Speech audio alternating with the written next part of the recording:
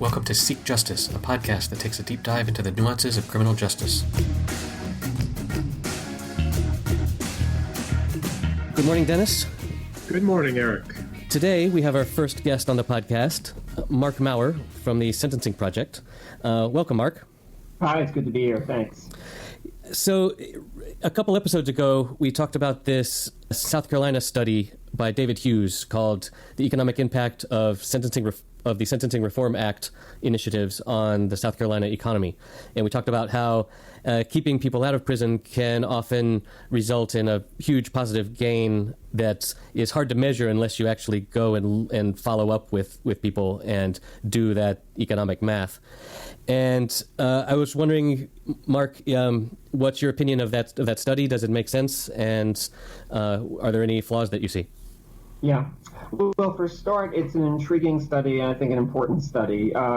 People often look at prisons and try to figure out what are the cost benefits of prisons and in terms of public safety issues. We probably have less information available about community alternative diversion programs and the like, and partly because it's difficult to study those things, and partly because the resources just haven't been put into it. So this study is intriguing. I should say from the start, some of the mathematical computations are beyond my expertise, so I don't mean to comment on those, but just looking at the findings, the authors, have come up with a fairly substantial cost benefits for the taxpayers of South Carolina. One item concerns me a little bit in their conclusions is that most of the purported savings seem to come from reduced prison population and reduced cost of incarceration. Most states, we assume it's $30,000 a year, give or take, to keep a person in prison. So in their study, most years, at least 2/3 of the savings are projected to come from that. The problem with that is that just because the prison population declines by one person or 100 people or some other figure doesn't mean that you're saving real money for the most part because of the fixed costs of incarceration. It's a very valid point. It seems to me that the study makes a mistake that we've talked about, Marc, relative to some of the work done under justice reinvestment, where they confuse the issue of cost avoidance with cost savings. And in this case, it's almost a way to describe this would be, what would it have cost for these particular people to have been in prison, so that there's a cost of value to that, not a cost savings. And so the argument would be that it certainly didn't reduce the prison population at all, prison spending at all, but nonetheless, the prison system could concentrate on people who are much more serious, more violent, et cetera. And so I think semantics plays a very important role here. And if the researchers, much like we had recommended to Pew Charitable Trust Center for the States, to be very clear about the difference between savings, cost avoidance, and just dollar value. So that might help this a bit. Yeah, I think so. I mean, the real savings, if one person is diverted from prison, well, that person's not eating food in the cafeteria, that person's not using medical services and other things like that. But given that 2/3 or so of the cost of running a prison are for staffing, primarily guards and then salaries of administrators, unless you actually reduce those costs substantially, and the only way that happens is closing a full prison or at least a wing of a prison, that's where the cost savings come in. So the marginal costs don't add up to very much unless you're taking on a pretty substantial cut and willing to make the reductions in staffing in particular that would bring in those additional resources. Yeah, it's interesting that you mentioned the marginal cost, particularly relative to South Carolina, because when I was there off and on for a few years and testified to the legislature, you remember Senator Malloy, who we just love to work with, such a passionate advocate for this type of work. And he sat as one of the co-chairs, I believe, of the committee overseeing this work. And they ended up putting into the law to calculate those marginal costs, and that those savings, so-called savings, could then be set aside for different purposes, except that they didn't have to set them aside. It was up to the legislature, and they never did. And so not only were the savings far, far, far less than what Pew had calculated, because they did end up realizing that the fact was the marginal cost, which is only $6 to $8 a day for clothing, food, et cetera, as you mentioned. But then even at that, they didn't reinvest the dollars. And as we know, as we mentioned, I think in our 5-state report, states that have achieved double-digit reduction in ongoing prison population reduction, South Carolina ended up, as you would expect, having a more dangerous population because so many nonviolent people were so-called diverted, and then they did not improve the staffing, the quality of the correctional supervision, and they ended up having a riot, and there were people killed. So it's pretty important stuff, isn't it? Yeah, no, it certainly is. Another issue too, and we see this all over for a long time, is what do we mean by diversion from the prison system? And I don't pretend to have a good day-to-day feel for the South Carolina initiatives, but a long history in the field of talking about net widening and how do you measure what a true diversion is. So that's a tricky thing to do, of course, and there are some programs, initiatives in different places that try to get a good handle on it, but unless we could dig down pretty deep on what those dynamics look like, we don't know always how many. Just because 100 people have gone through a program doesn't mean they all would have gone to prison in the absence of the program. Yeah, that is such a valid point. Back in Michigan, when the Community Corrections Act passed, it put a premium on diversion programs, and we created a bit of an algorithm to predict when someone had something greater than a 50% chance of going to prison. In other words, at a 51% likelihood that they would have gone to prison. And the reason that we had to keep it so close to the 50% mark was that if they qualified as a substantiated diversion, they were eligible to be paid for to the sheriffs who put them up in jail, supposedly, rather than sending them to prison. And the politics of it dictated that while I started a formula that said, we need to have about a 75 or 80% likelihood of them going to prison, so we're more or less certain than they would, the politics of it moved us in the other direction. So we had a formula that showed they were 51%. So when we did our reporting and our analyses, we could say, if we have 100 people in the program, then the likelihood is that 51 of them were diverted. And Hugh's study did not do that. And both on the marginal cost issue, which they could have done, and on this issue, he could have recalculated these because the savings was $50 million over so many years. Mm-hmm. What if that reduced it down to only $15 million? I mean, it's still a boatload of money. Mm-hmm. Sure, yeah. One program comes to mind in New York City, originally in Brooklyn from the district attorney's office. It was the drug treatment alternative to prison that was started by former district attorney Joe Hines when he was in office. And the way they tried to deal with this issue was only taking drug selling cases, essentially where there was a mandatory penalty of imprisonment that would have been applied upon conviction.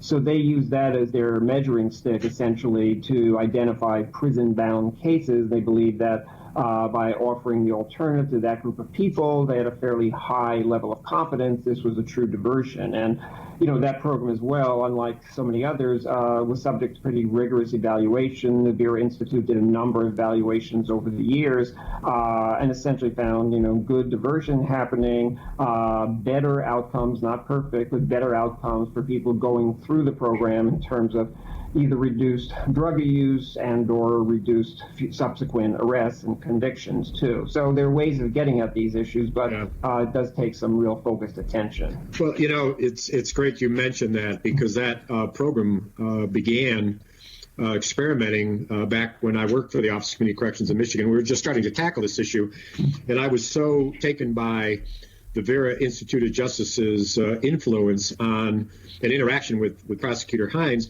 because the other way that they tracked it was they looked at the actual number of sentences to prison and whether or not those sentences were dropping as a fairly pure measure, although one could argue that there's fluctuations any given month anyway, up or down.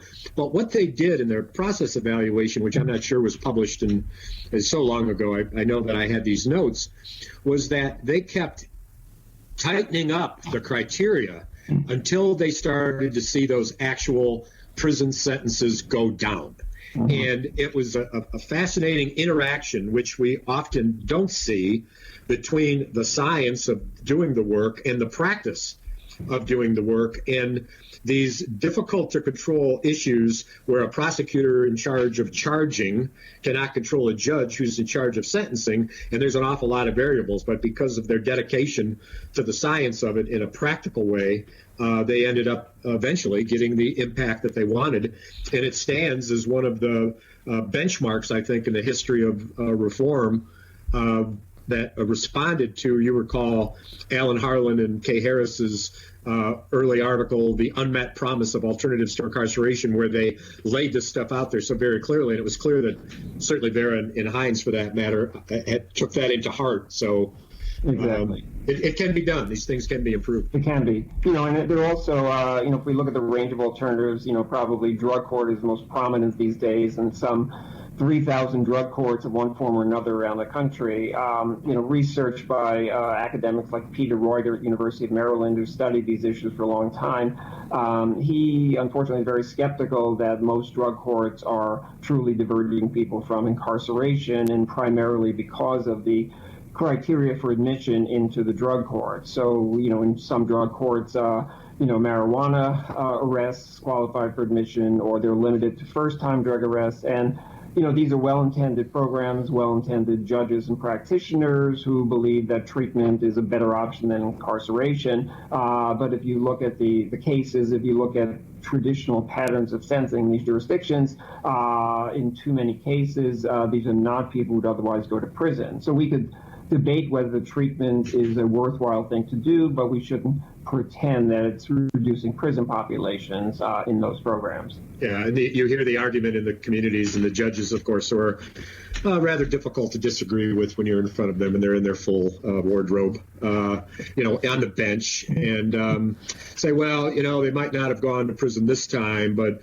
because we're reducing their future criminality, then, they're likely to have gone to prison maybe 2 or 3 times up the road. And and my response to that is, that's fine. Call it that. Say that. Mm-hmm. Don't call it a diversion program. Call it a treatment program, and don't have your literature talk about the cost of imprisonment, et cetera. So I think, to the point you're making about the David Hughes study, it really gets, in a lot of respects, down to semantics. I mean, these things they've got some positive impact. Let's not overblow it. Let's not call it something that it isn't, and let's be much more scientific, I think, about trying to get at some good numbers. Yeah, no, I think that absolutely makes sense. Yeah. Mm-hmm. Yeah, and it's like we mentioned on, I guess, episode 13. It's a shame that there aren't more such studies, so we get more data points and actually draw a line to see if these sort of policies are effective across the board, or if it was just a one-time situation in South Carolina. Right, exactly. Well, we could talk with David Hughes, which we've tentatively made plans to do, to get a handle on his methodology, because as we both said, Mark and I have said, that we need to take a look at that, because he can change the analyses and redo the study and come up with similar results, but probably cut those savings quite a bit. The other point I think you had made, Mark, in some earlier communication we had about the factors of employment and how many of them were employed and how that was calculated. What was your thinking on that? Yeah, well, the numbers I see in the study seem to live on the high side to me. That he found that about half of the people who were employed were making between $15,000 and $25,000 a year. Now, for most of us who are working full time, that doesn't sound like a lot of money, but for people coming out of prison, that feels like it's on the high end for what many people are going through. For a start, most people in prison don't have lengthy histories of successful employment or lengthy educational credentials, so they're often in the minimum wage, low wage labor markets. They're often employed only part-time or part of the year. So it does make it difficult to get up even to that very modest $15,000 to $25,000 range. Now, I'm sure the numbers he's got seem real and all, but it'd be interesting to look a little deeper into that. Also, I don't note in the study what proportion of people going through the program actually are employed. And that's another critical piece. If 90% are employed and these are their average salaries, that's one thing. If 15% are employed, what's happening to the rest of the population there? So, I think we'd want to know more about that and what that experience looks like all around. Yeah, and whether they're employed at some point in time. What I've tried to encourage programs to measure is not simply the status of employment, but the length of employment, so that over the course of 6 months, 9 months, a year, what of those months, how many people were employed for an average length of time. I'm never unemployed for longer than a couple of weeks or a month, but these men and women often may experience a longer time than that. And it's possible in the methodology to do a actual cross-reference with the taxes that are paid by these men and women through Department of labor and things of that nature, and the methodology becomes more expensive.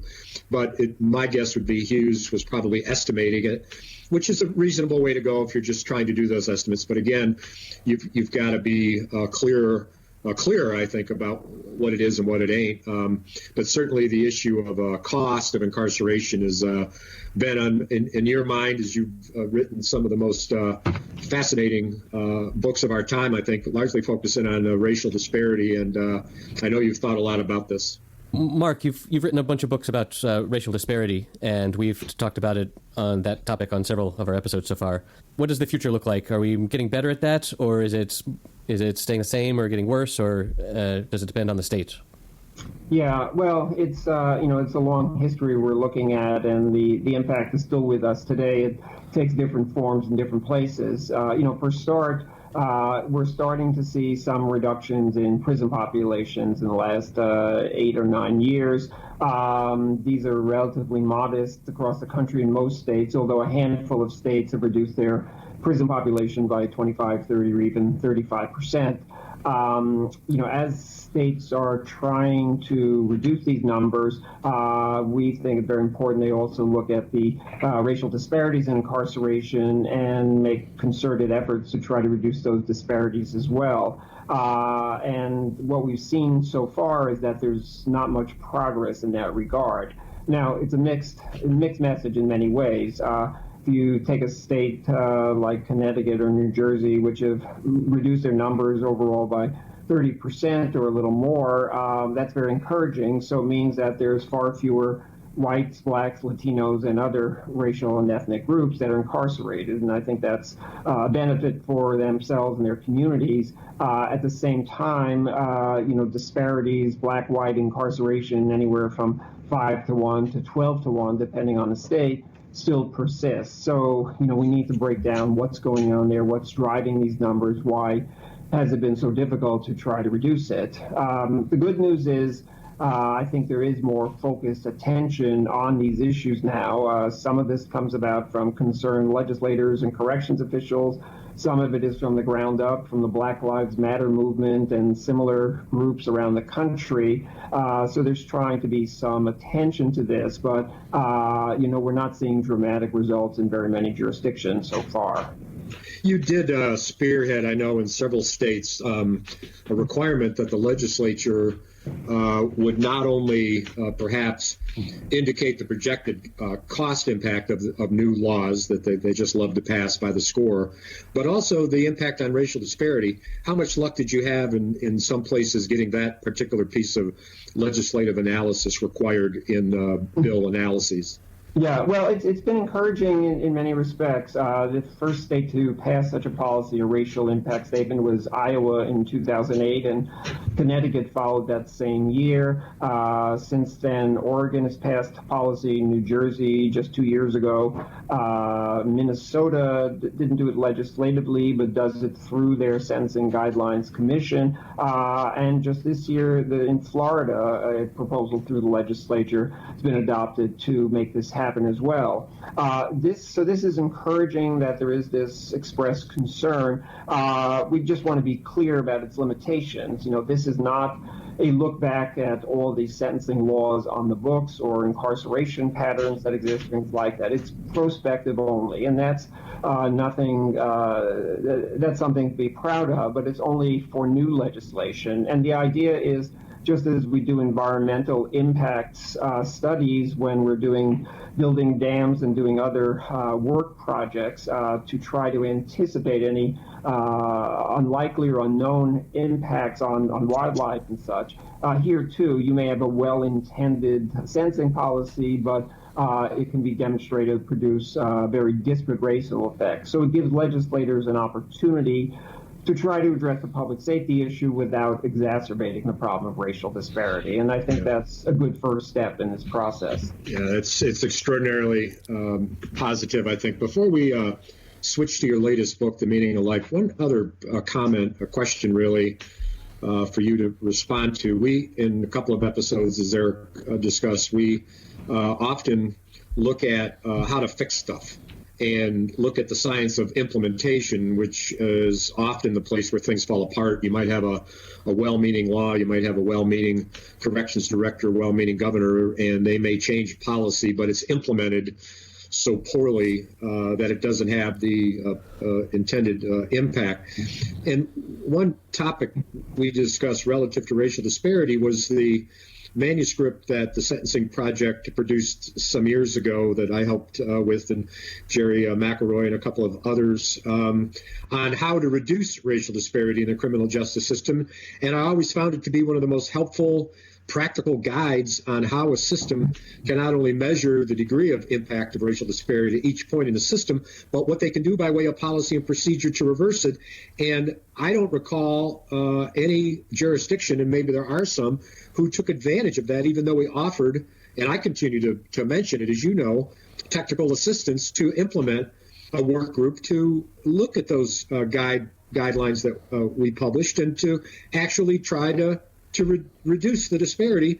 Have we ever had any takers, and to whatever degree we have or haven't, what's your reading on that? Yeah, well, I think there's been some at least modest efforts to do some of those programming works. I've been invited to typically just a one session at an annual conference of probation and parole officers or groups like that or so. There's other efforts in the field. The American Bar Association for a number of years had a program of providing technical assistance to generally a half dozen jurisdictions at a time, focused on identifying a problem point of racial disparity and bringing the stakeholders together to address it. In the juvenile justice system, James Bell out of San Francisco and his organization have been working with jurisdictions also to take that on. My take on this is that I think there are many practitioners who are sincerely concerned about the racial ethnic disparities that they see every day, but I think they feel a little bit helpless to know what it is that they can do. They, typically will say, well, it's the fault of the practitioner just before me. So the prosecutor will see disparities in arrests and blame it on the police, and the judge will see prosecutorial charging policies and on down the line like that. So the challenge is, how do you work with practitioners to say you can't fix this whole problem, but you can look at what you're doing in the system, how you use discretion, how you allocate resources, how you look at data, and if you can reduce disparities at your stage by, let's say, 5 or 10%, that's a good start. And if every sector of the justice system starts to take that on jurisdiction, we could see some real progress then. Well, that's promising. I did not know that there's been that level of interest. One of the elements of the work we did, obviously, was to create a racial disparity index. And in the test cases that we developed, we saw a small amount of racial disparity at every step of the system, rather than one particular step of the system being particularly responsible for it. And that seems, if you can get them together and they can examine that and realize, oh, well, we're all responsible to about the same level, then that might, of course, if it's true, then that might, really help grease the wheels to change things a bit. Yeah, and it's also the case, there are some states that have set up commissions to look at racial disparities in the justice system. In some cases, produce very good reports, but as we spoke before, then the implementation is often lagging in trying to make this real and trying to engage the practitioners on a day-to-day basis on that.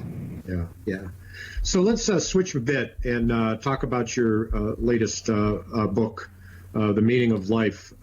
Fascinating stuff. Eric, you took a quick look at some of that stuff, did you not? Yeah, a little bit. You co-wrote that with Ashley Nellis, I believe. Right. And for sure, there will be a link in our episode show notes to that book. I assume it's addressing life sentences and how totally giving up on someone and locking them away forever, effectively, is bad. Probably, I mean, for sure for the prisoners, but potentially also for the economy and the whole justice system in general.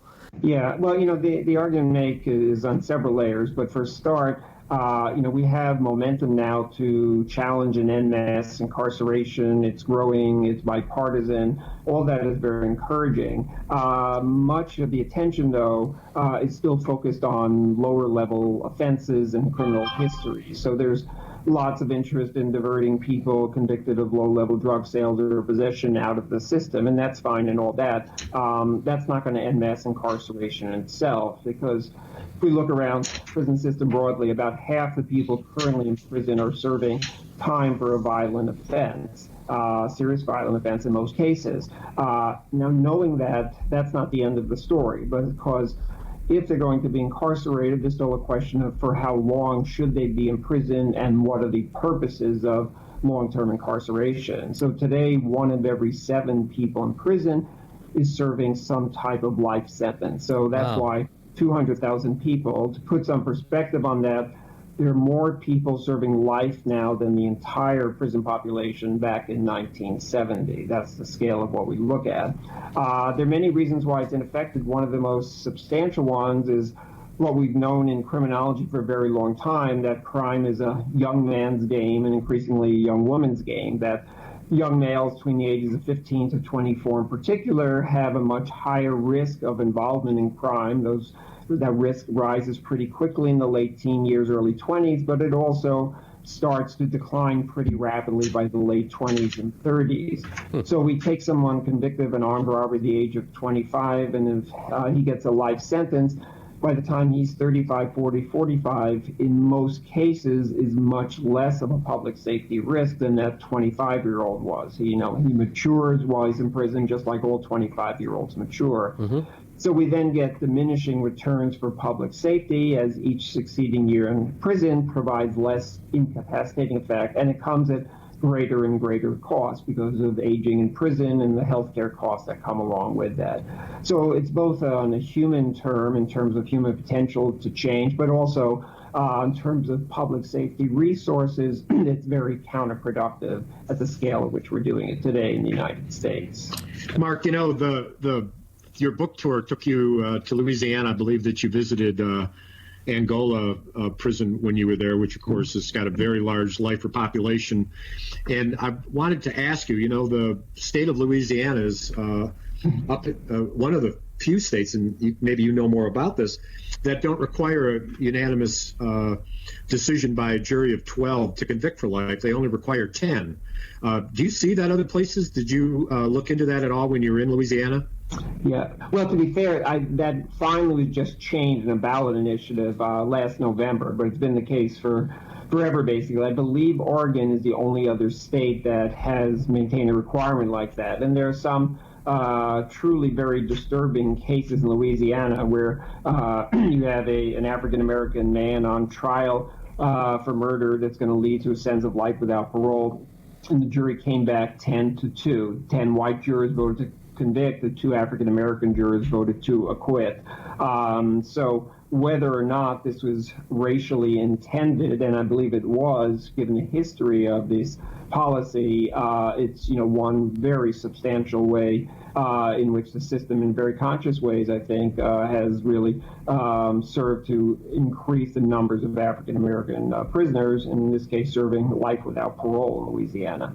And so you believe that the original intent of that allowance of only 10 convictions was in fact racially motivated? Yeah, the documentation is pretty clear that was the intent back then. Interesting. Wow. Mm-hmm. So what were your impressions of Angola? Well, my first time there after many decades of work in this field, and it is unique as you drive around, this old plantation. It's very sobering, as it is in any prison, but we were able to, after we did a book talk, we were able to do a tour of the prison. We met first with the staff writers for the Angola magazine, which, as many people know, is the leading prison magazine in the country. It won all kinds of awards for their investigative work. And here you have a group of half a dozen men who are doing journalism. It's on a par with any high quality paper outside of prisons too, and just really made a major contribution. We see men in the law library there. Anytime you have 4,000 people serving life without parole, there's a lot of legal issues that people are trying to deal with, and you have some people in there with no formal legal training, but a very sophisticated understanding of what the law is and how they can try to use it. You also see a very substantial building that houses death row there, and I did not choose to go through there, but Louisiana remains a hotbed of still being committed to using death penalty, and like other states that do it, it's not the entire state, but it's a handful of district attorneys in some districts that are the ones that overwhelmingly are bringing these cases as death cases, and so you've got considerable numbers of people still on death row, even as other states are beginning to turn away from the death penalty overall, or at least from numbers of cases scheduled to be executed.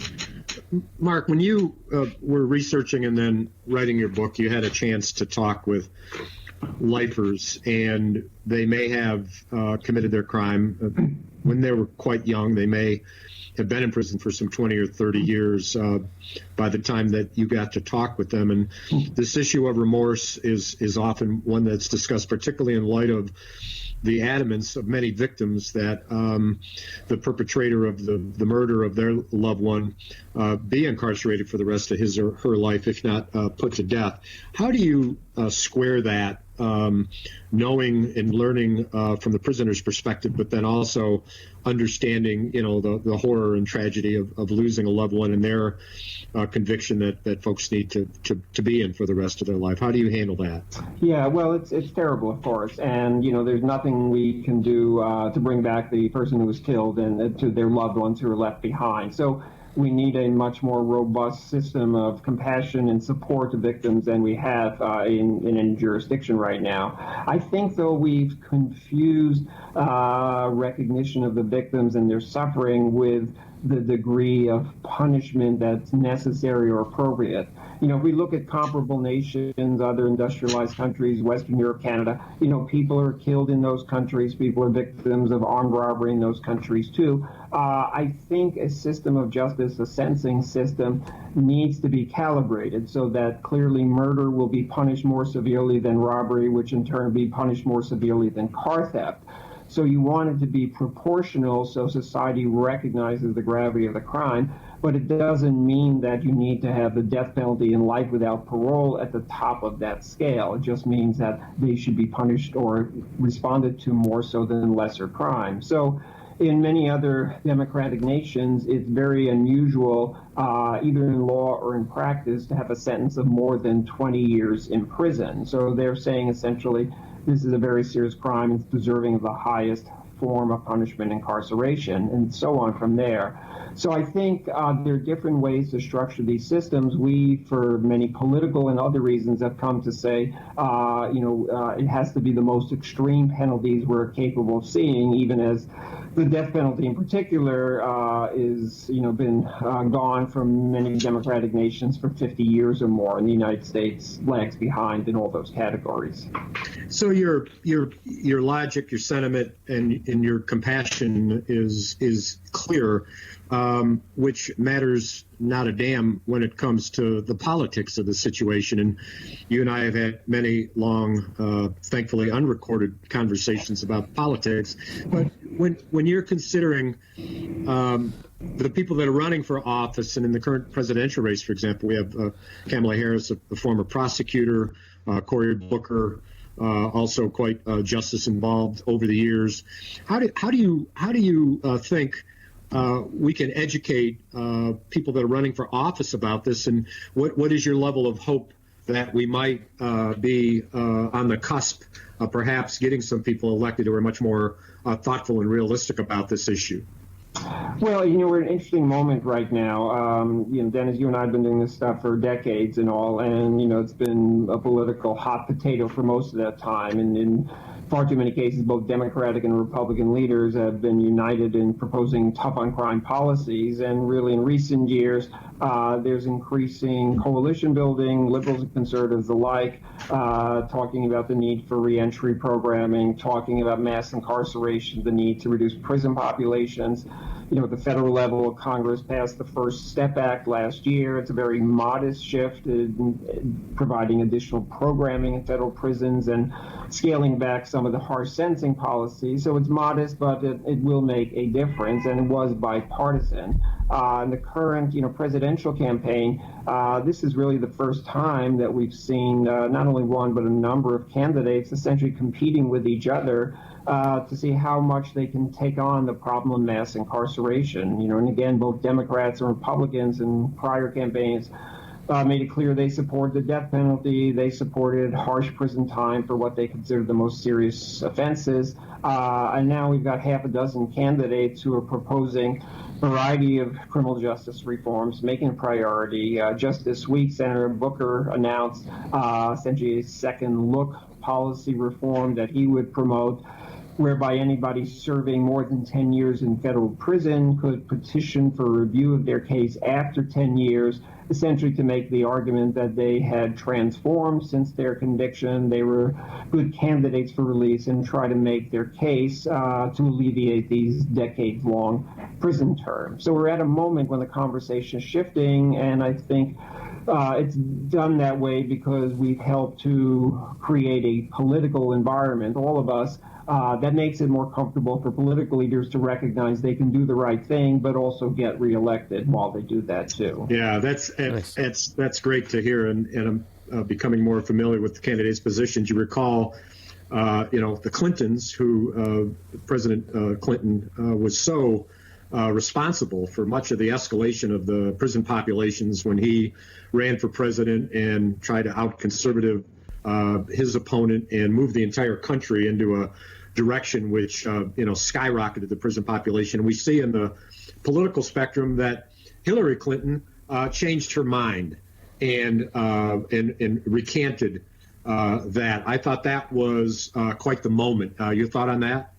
Yeah, and it came 20 years too late to make a real difference, but that's okay. Some people, we'd rather hear their reflections about it. Bill Clinton and Joe Biden also now acknowledge, they would say, well, we went too far, but we had a serious problem. And I think there were many people at the time, from the Congressional Black Caucus on Capitol Hill to many of the advocacy organizations, that were saying that, 3 strikes penalties and expansion of the death penalty and money for prison construction would be a failed policy option. And I think we're all demonstrated to be correct in that. And now we're paying the price in this bloated prison system that we have.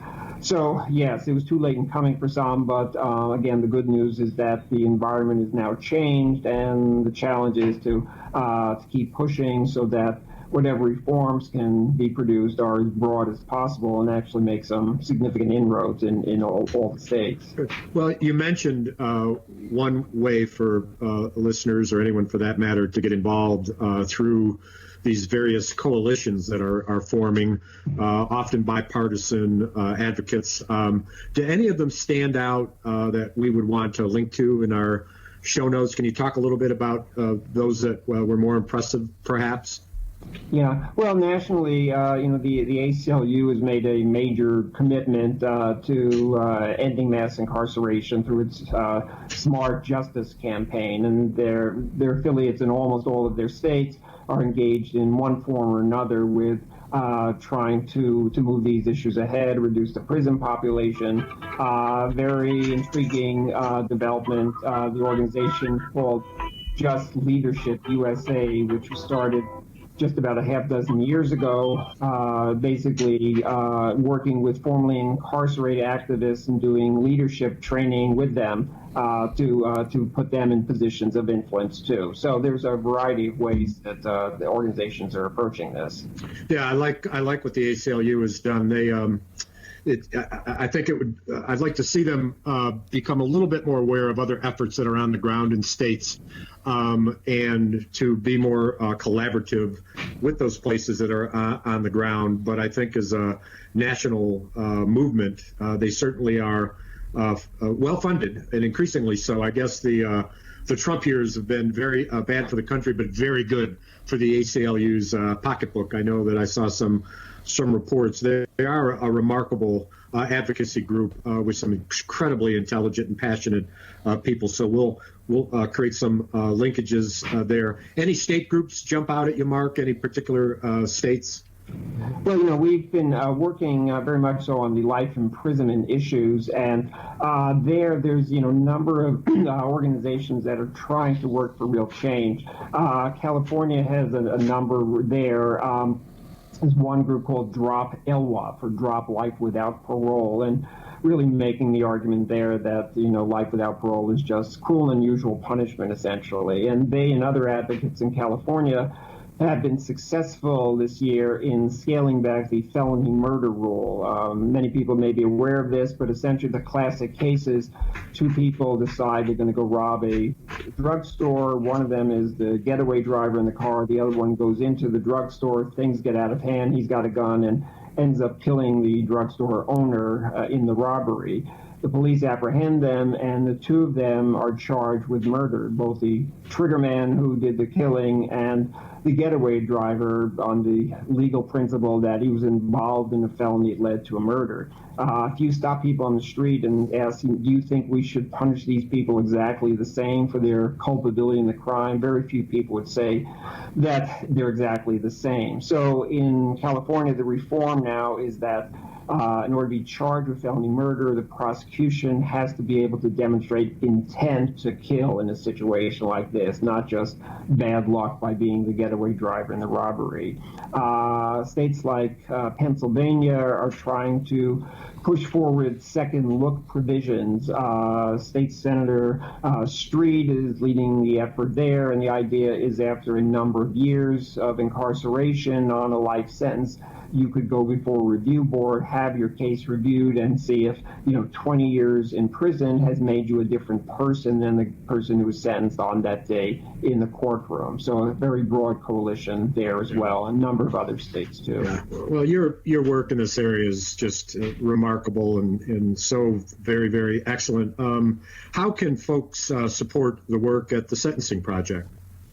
Well, for a start, come to our website, which is sentencingproject.org, and we also have begun a campaign around life imprisonment, and the website there is endlifeimprisonment.org. We are always looking to support advocacy work and practitioner-led initiatives in the states through technical assistance, communication support, and the like, and people can just email us at our organizational address, and we will be happy to respond and see if there's some work we can do collaboratively or so. We don't turn down financial contributions either, so we welcome any kind of support that we can get to keep the work going. But, we try to be supportive of ongoing efforts around the country as we're able to, and to help guide and influence some of those campaigns too. Oh, good. Well, Eric and I have been trying to do our part. We've talked about the Sentencing Project many times. Many times. Appreciate it. And hope that our listeners will visit your site and help you. Eric? Good. Thank you very much for spending some time with us. And hopefully our listeners will have gained some perspective from your point of view. And maybe we can have you back on the podcast sometime. But Okay, thank you very, very much. Thanks so much for having me. Thank you so much, Mark. It's always a pleasure. Okay, great.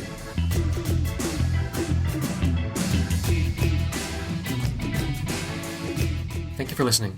If you like what you've just heard, you can support us by telling a friend or sharing us on social media. All of our episodes can be found on our website, seekjustice.fm. If you'd like to get in touch with us, we can be reached at seekjusticefm@gmail.com or via our Twitter account @seekjusticefm. See you next week.